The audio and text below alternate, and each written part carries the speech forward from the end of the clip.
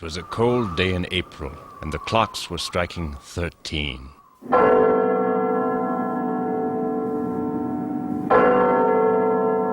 George Orwell's novel 1984 begins with clocks tolling 13 times. 1300 hours, the precise, efficient 24-hour clock, the time of the police and of the military. The time of authority. To look closely at your fellow workers, at your neighbors, even at your parents and children. Watch their activities. There could be spies working and living... Winston Smith is the central character of the book. Depressed, in poor health and trapped, he is the ultimate anti-hero. Big Brother is watching you. You should be watching them. Hundreds of powerful explosions. He is a minor member in the outer ring of the inner party, known as INGSOC. This was Orwell's satirical jab at the English Socialists, a major left-wing political party in Britain at the time of the Second World War. The year of 1984 was still a quarter of a century away when Orwell began writing the book, shortly after the end of the war. Good news from the Malabar front. Eurasian soldiers have been... In the future world of the book, society had been divided into three great superpowers. England and the United States had become a totalitarian society called Oceania. The USSR was a dictatorship called Eurasia, and China and its allies were known as Eastasia. The three superpowers waged endless wars. For the last 3 weeks, more than...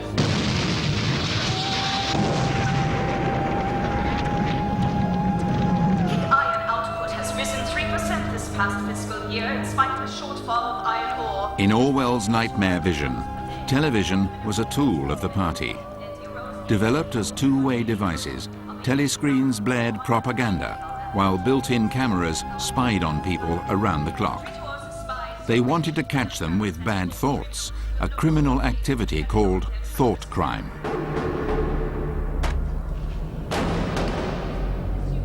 Don't move. You're under arrest. People just disappeared, Leave the child. without a trace. No one dared question anything. Reading Orwell, what is terrifying is the absence of all hope. You go in there and there is no way to resist. There's no way to remain a normal human being within that machinery. You see, Orwell didn't think necessarily that the war had ended in 1945, and a lot of people didn't. Would the Soviets stay at the accidental military line where they ended? I think people who now go back and say, well, Orwell was a Cold War warrior, you know, and his hatred of communism was out of proportion, I think they just lack any historical perspective. Enemy of the people, Comrade Rosenblum, was executed for participating in a plot to assassinate Big Brother and several cabinet members. Comrade Rosenblum's public hanging was scheduled for Saturday on the ministry's Asbury Square scaffold. An offer of... Winston Smith toils in the bowels of an INGSOC party ministry, the Ministry of Truth. Times 14,284, really plenty mal-quoted chocolate. His daily orders are to rewrite history, literally. Rewrite for wise. Of sub anti-Friday. The previous version of the truth is packed away and thrown down the memory hole. It is party policy rigidly enforced to maintain absolute control.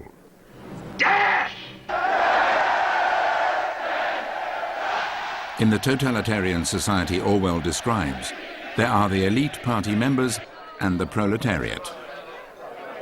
The party ignores the proles and feeds them poor food, poor alcohol, and poor books.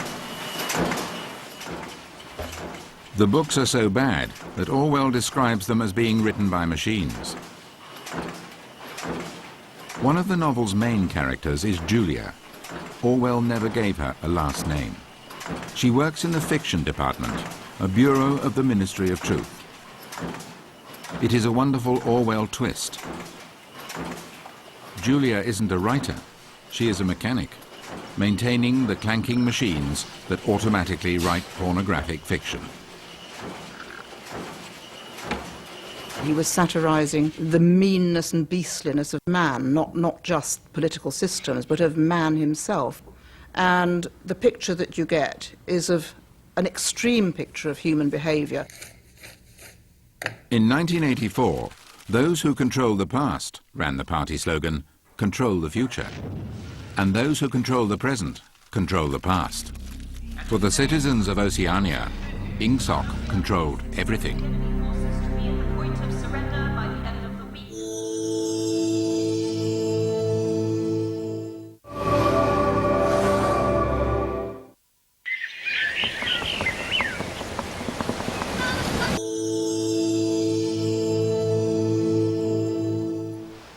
In 1946, George Orwell moved to the remote island of Jura, just off the southwest coast of Scotland. He had contracted tuberculosis early in life, and his bouts with the lung disease were becoming worse. The remote, wind-swept isle seems like a difficult place for a dying man to have chosen.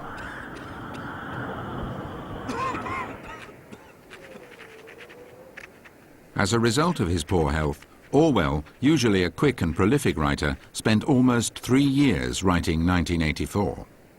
He was a very puritanical man. He didn't enjoy creature comforts. He didn't want to sit comfortably by a roaring fire having a lovely time. Also, he was so far from hospital when he was in such poor health. I think he may have thought there was going to be a nuclear war. I mean, I think Jura would have been a very safe place had there been a direct hit on London. Jura is a much harsher landscape, and most of it is mountainous. It's what the Scots call a crofting country, very, very small farms indeed.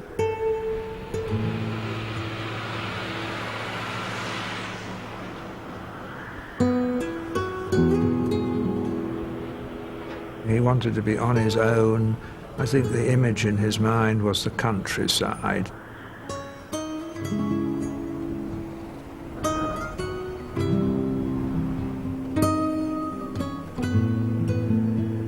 It was a place where he could be immune from the interruptions of London and could be left to himself to write.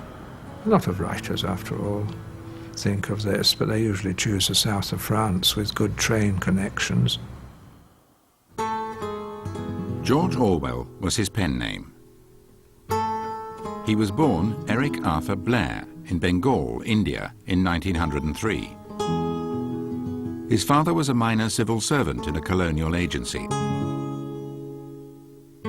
The family managed to get young Eric into Eton, where he did not excel academically, although he loved to read. I interviewed a very old man who had been one of his masters at Eton, who just cursed him for being a slacker and wasting the time. But he still remembered vividly his annoyance at Orwell throwing away the chances that were offered him. But when I began to put leading questions to him that, after all, he did do a hell of a lot of reading, he said, yes, oh, he did a lot of reading, but it wasn't on the syllabus.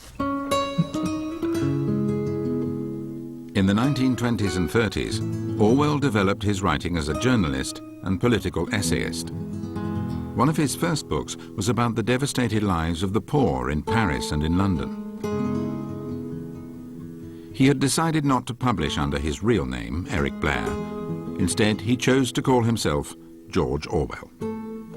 But of course, if you fail with a first book as a young man or young woman, then you can start off with another name or go back to your real name. As an economic depression spread across the globe in the 1930s and old hatreds flared into wars, Orwell had much to observe and write about. It was a terrible time in world history.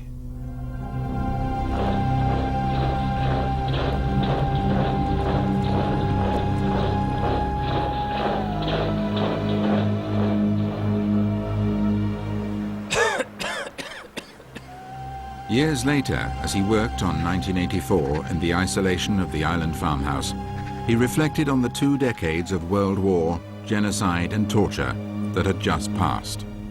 Orwell projected these terrifying trends into the future. What if, he thought, what if?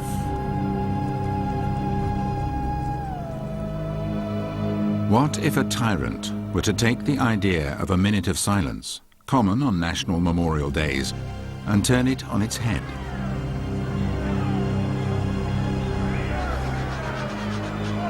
The 2 minutes hate exercise lured even the reluctant into its hideous ecstasy of fear and vindictiveness, a desire to kill, to torture, to smash faces in with a sledgehammer. But you see, this is a naughty piece of Orwell's black humour, it's sardonic humour. Instead of the 2 minutes remembrance for the dead, you have the 2 minutes willing the other side to be dead.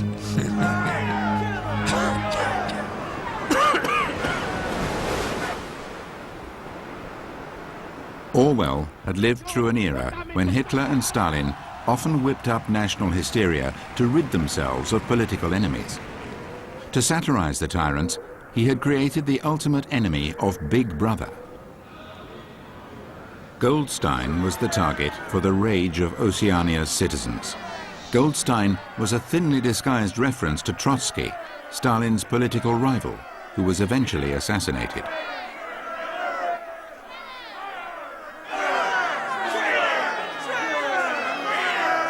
Each 2-minute hate would always end with Big Brother reappearing on the screen, to the relief of everyone in Oceania.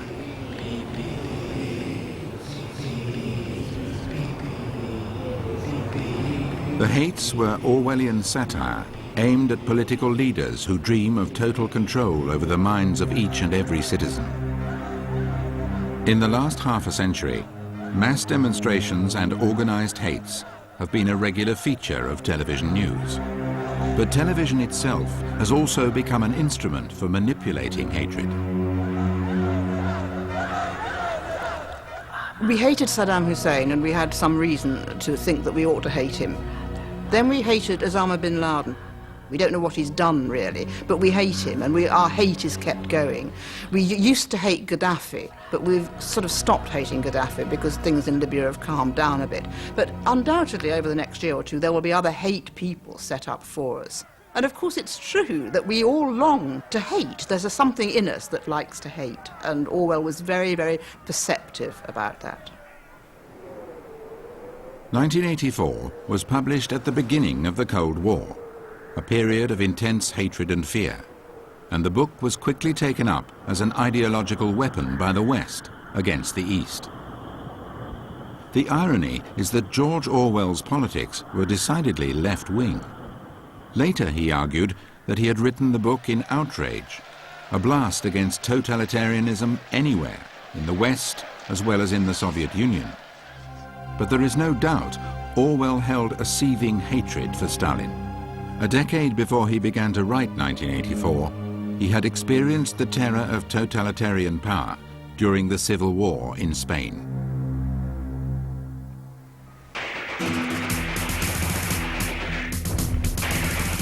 The Spanish Civil War erupted in 1936. It was a classic confrontation for modern times, the rich against the poor.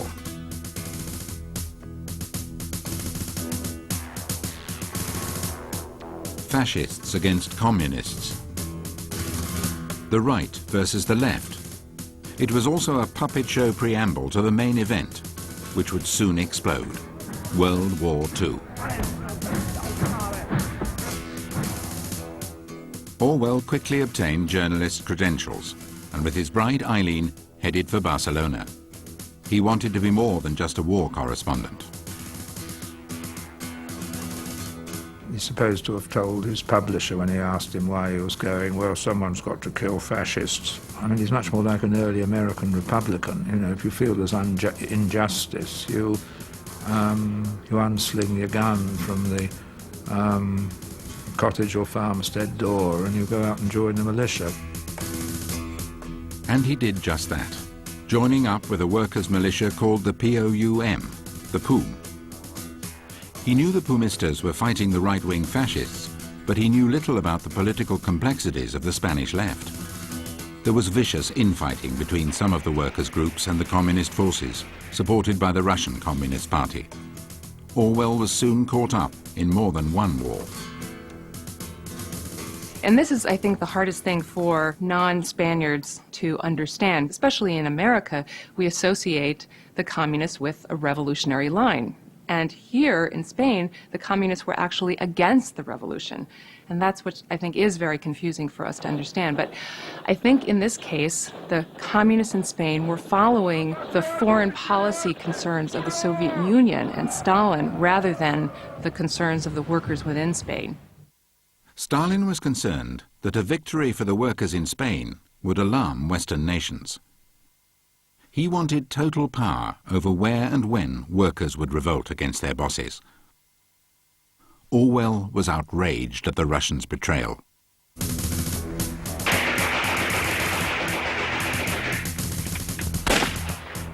During a skirmish in April 1936, Orwell was wounded, shot through the throat.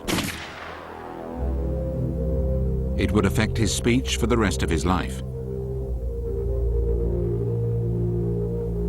He was sent to Barcelona to recover, but once there, Orwell was dismayed to find the solidarity of the leftists had splintered into factional fighting.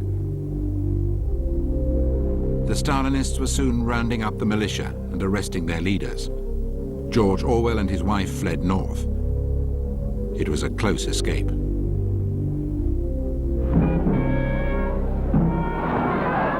By the spring of 1939, the fascists had won. It was a devastating defeat for the left, and Orwell was convinced that Stalin's divisive campaign of deceit and terror was responsible for the victory of the fascist General Franco.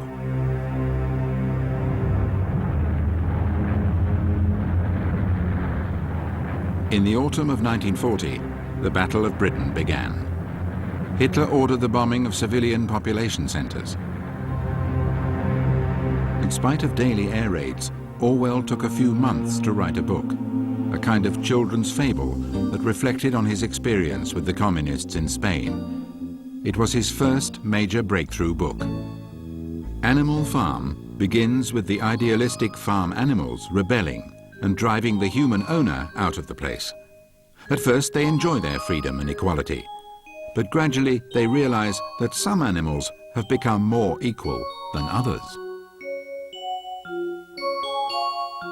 All the characters from the Russian Communist Revolution, disguised as various animals, make an appearance.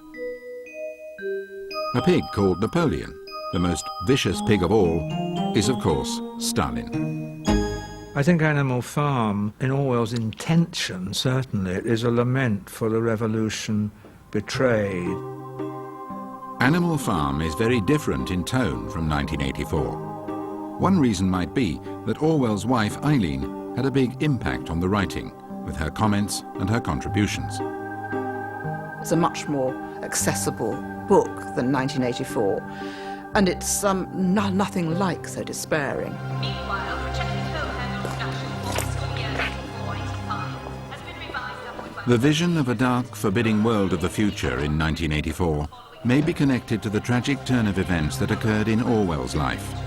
In 1945, just as Animal Farm was about to be published, just as the dark war years were ending and he had adopted a son in anticipation of a brighter future, his wife Eileen died during routine surgery.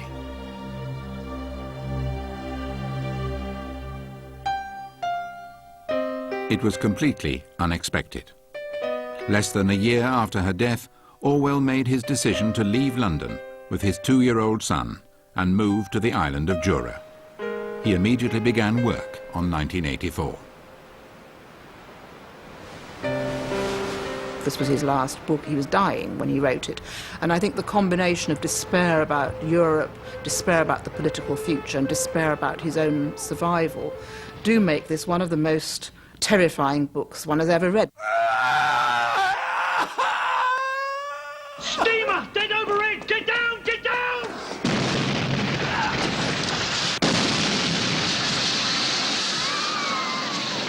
1984 has been made into a film 3 times.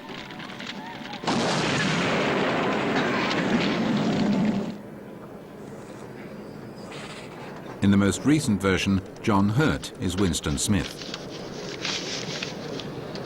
Telegraph Times, 14284, page 3 by line 2, should read, Miniprod forecast increased chocker ration, April 9th. During the day, his job involves destroying the past, but at night, he trawls through London, desperate to find the truth about the past. Can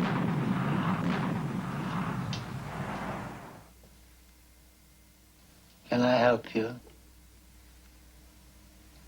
What's this? Oh, it's a beautiful thing. It's over 100 years old. Cost you $4. Oranges and lemons.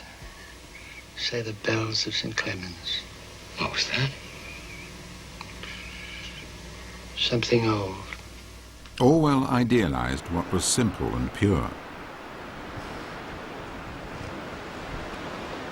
On Jura, Orwell noticed the birds. He noticed every little flower and bird. And maybe there was some little thing of hope in the very bleakness of the landscape that spoke to him. I think if you're in a very bleak place and the first primrose comes or the first swallow flies in, it means so much to you.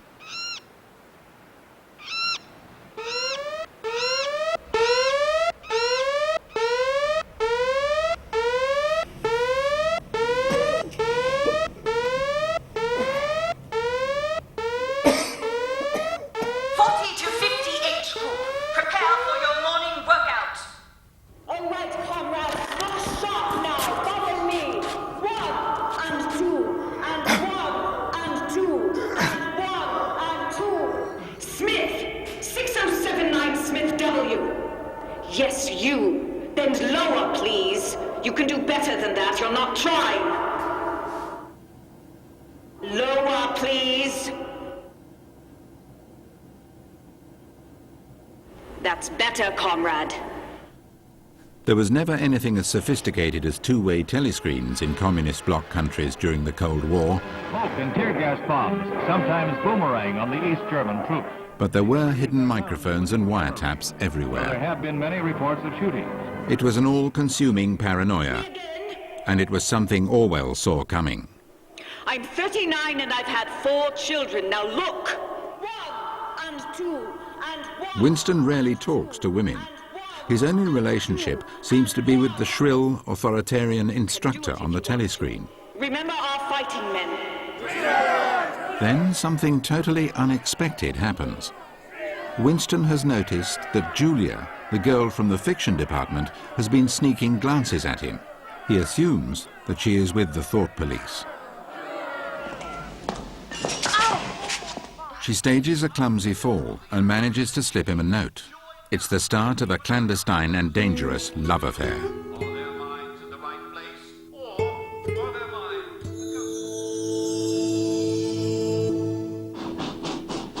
The first secret encounter between Winston and Julia in 1984 is in the countryside.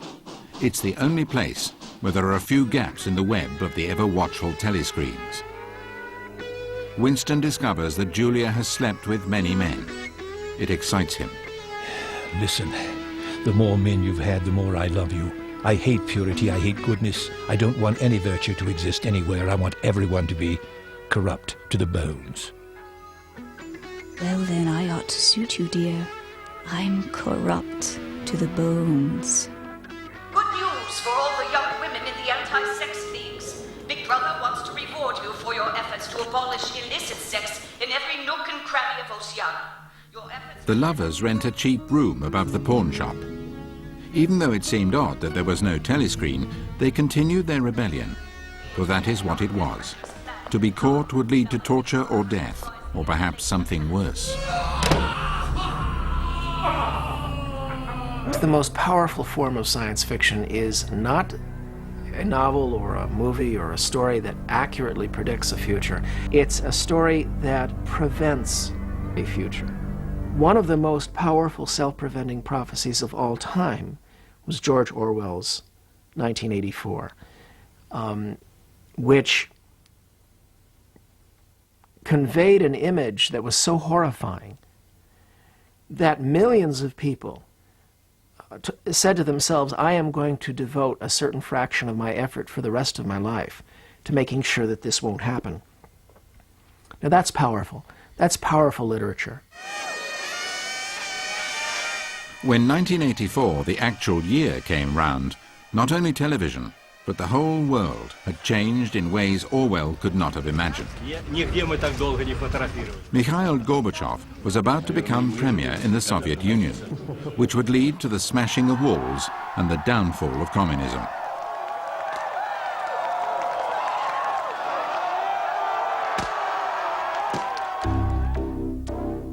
'84 was also the year that a little-known Pentagon computer network was reorganized to create a separate civilian university network. It would soon become known as the Internet.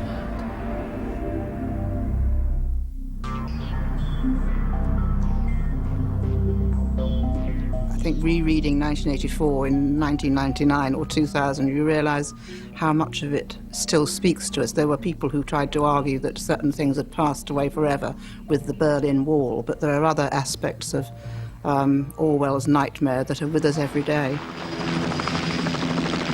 The loss of privacy was a central theme in 1984, a theme that has become a reality today.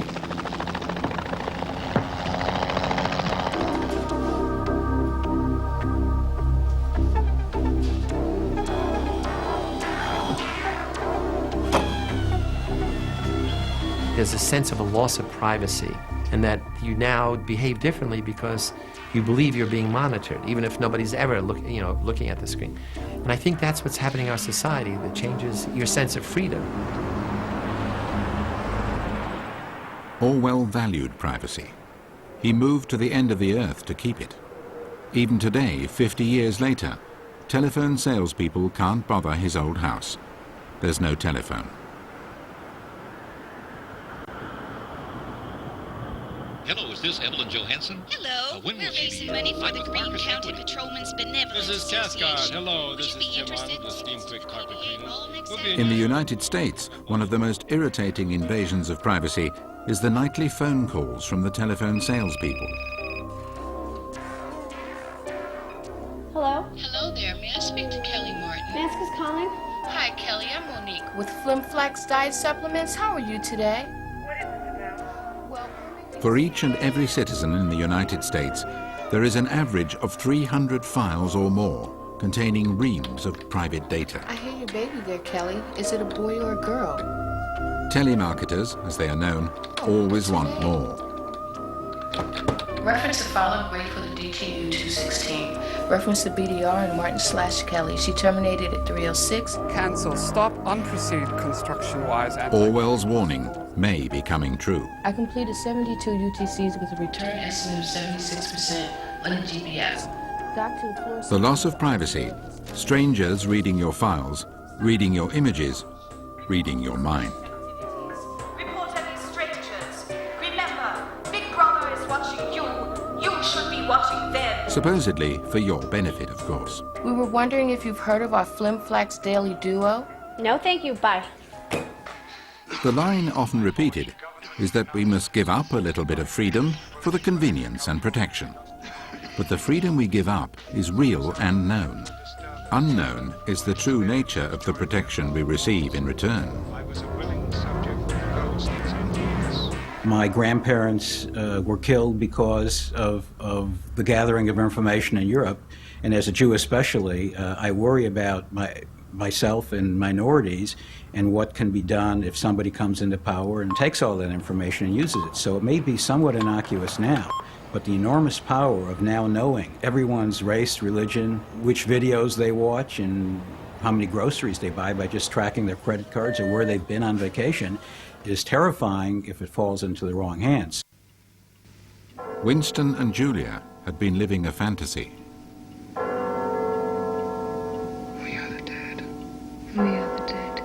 You are the dead. Remain exactly where you are. Make no move until you are ordered. Big Brother was watching. They can see us. Now we can see you. Clasp your hands behind your heads. Stand out in the middle of the room. Stand back to back. Do not touch one another.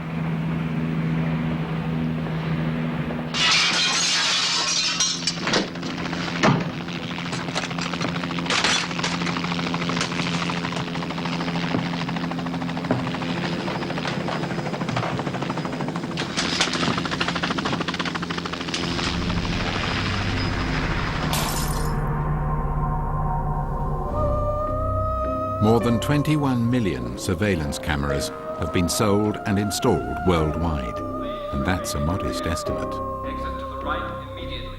A vast silent system of surveillance and control.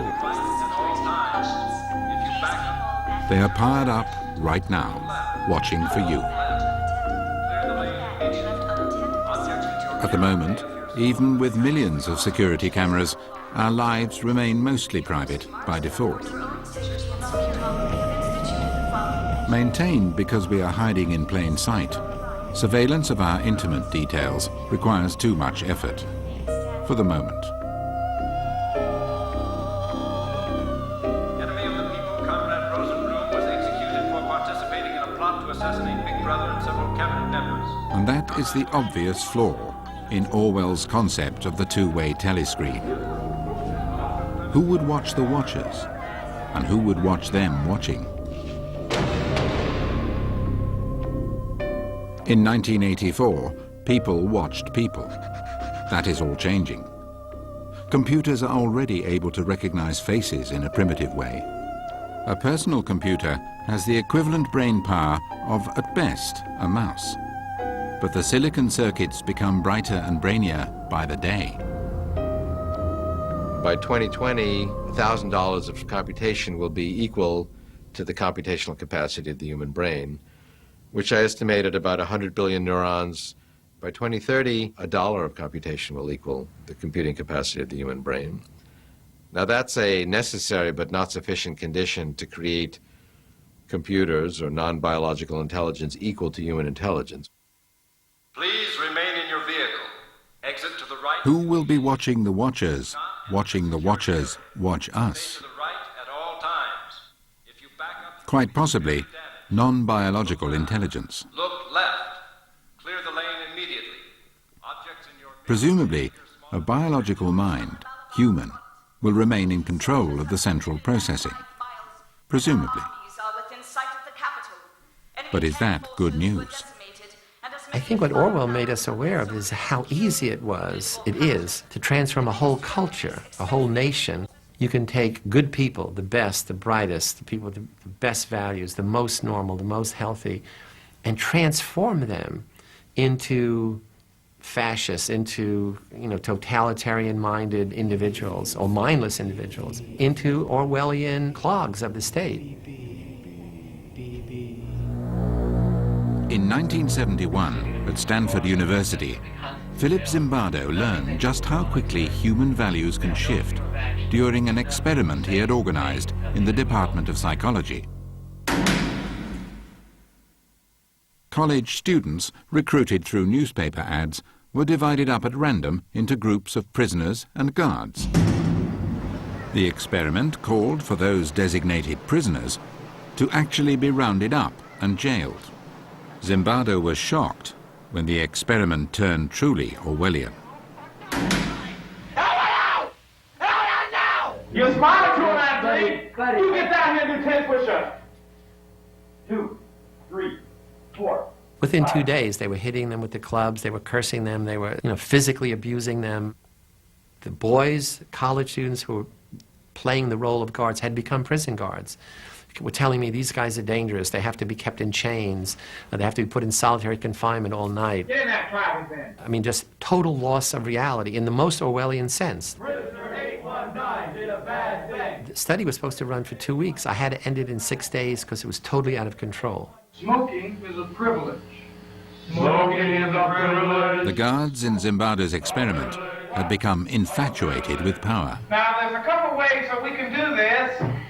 Orwell was deeply concerned about this flaw in human nature. It was his central theme in 1984.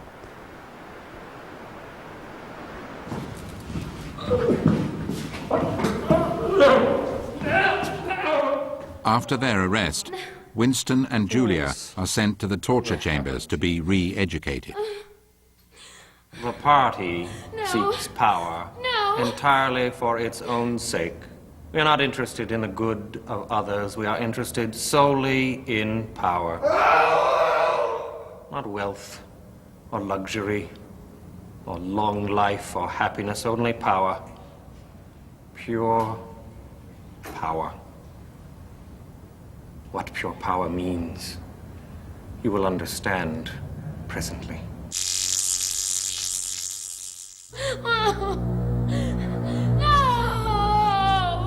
Julia submits immediately to the torturer's demands, but Winston holds out. Shall I tell you? In the torture chambers of the Ministry of Love, they do not seek the truth. They seek converts. To cure you. Will you understand, Winston, that no one whom we bring to this place ever leaves our hands uncured? Do you understand what I mean by that? Yes.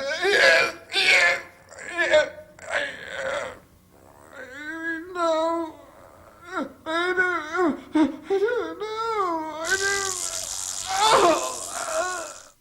Julia!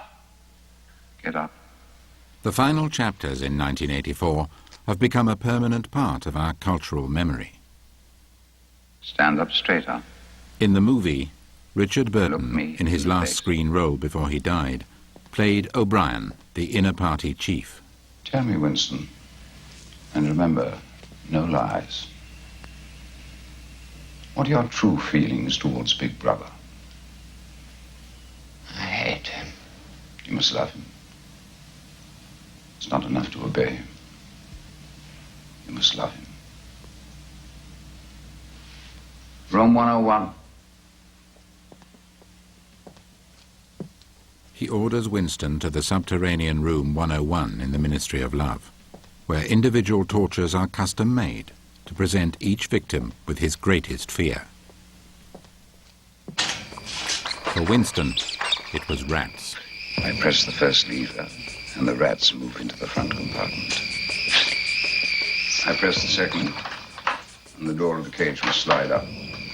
What do you want?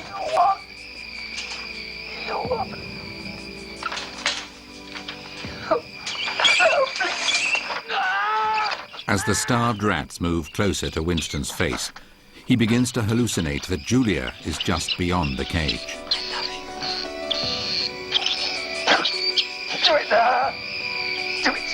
He holds his love for her guarded in the deepest recess of his heart. But even those feelings he will eventually betray. Do it to Julia! Do it to Julia!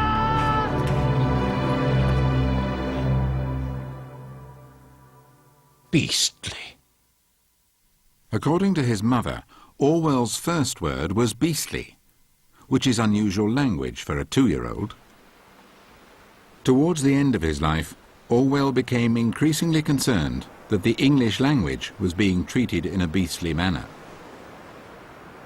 Items 1, 7 ref full-wise. In the book, some of Orwell's blackest humour is aimed at what he thought to be the debasement of language. From mindless clichés and deceptive euphemisms to acronyms that dehumanize and intimidate. Full-wise up file rectify ref 4/6/84 unperson double ungood uncron. Double plus ungood. Reference to BDR and Martin/Kelly. She terminated at 3:06 but wanted a TTC on the... Every year, fewer and fewer words, and the range of consciousness always a little smaller. The whole climate of thought will be different. In fact, there will be no thought as we understand it now. Orthodoxy means not thinking, not needing to think. Orthodoxy is unconsciousness. Orwell's disgust with the decline of language and literature was a constant theme in 1984. In the Ministry of Truth, mechanical authoring machines automatically churned out cheap pornographic fiction.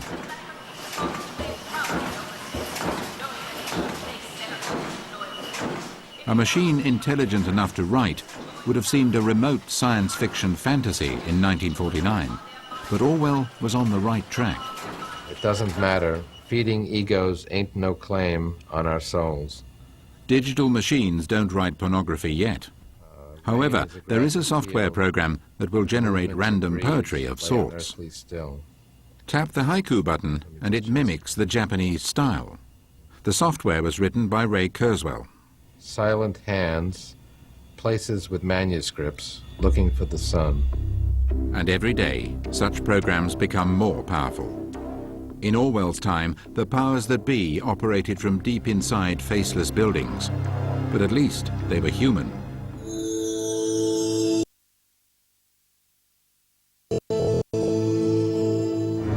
In this new millennium, the powers that be lie deep inside the wiring that binds our world together. Already the circuits inside a laptop are 10 million times faster than nerves inside our brains. However, human intelligence is much deeper, richer, and capable of dealing with far greater subtlety than machines today. So once a computer can achieve the depth and subtlety and richness of human intelligence and combine it with these natural advantages of sharing knowledge, speed, and accuracy, it's going to be a very formidable combination. And formidable competition as well for our children and our grandchildren. A truly Orwellian future, if ever there was. If we just look at a situation where it's intelligent machines and humans, then I can't see humans sort of standing up to that. It would mean that maybe by the end of this century, intelligent machines are running the show and humans are slaves or human farms and human zoos, nothing more. Toy robots, built by computer students, the sort of toys we often see when the subject is robots. In the future, they won't be toys. They might be us, the result of miniaturization. Entire computer chips as small as diamond dust circulating in our bloodstream. Professor Warwick has taken a step in that direction. He has had a chip implanted in his arm. It is one of the first primitive direct connections between a nervous system and a machine.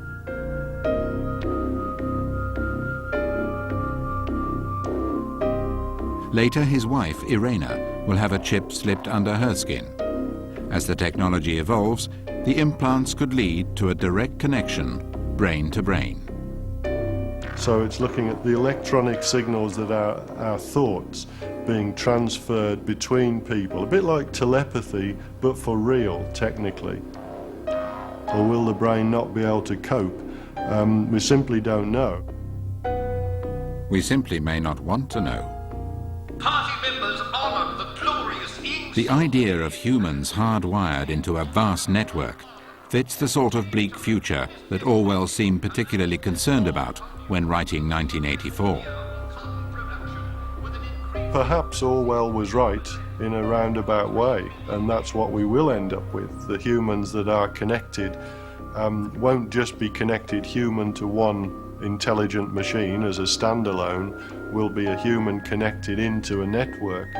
They will be able to harness the power of that network, but the network will be able to control, perhaps, the power of the human.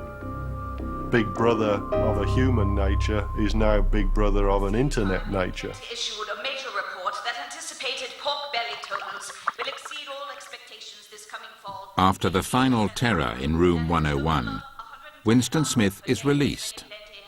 He has been hollowed out. He gazed up at the enormous face. Oh, cruel, needless misunderstanding. But it was all right. Everything was all right. The struggle was finished. He had won the victory over himself. He loved Big Brother.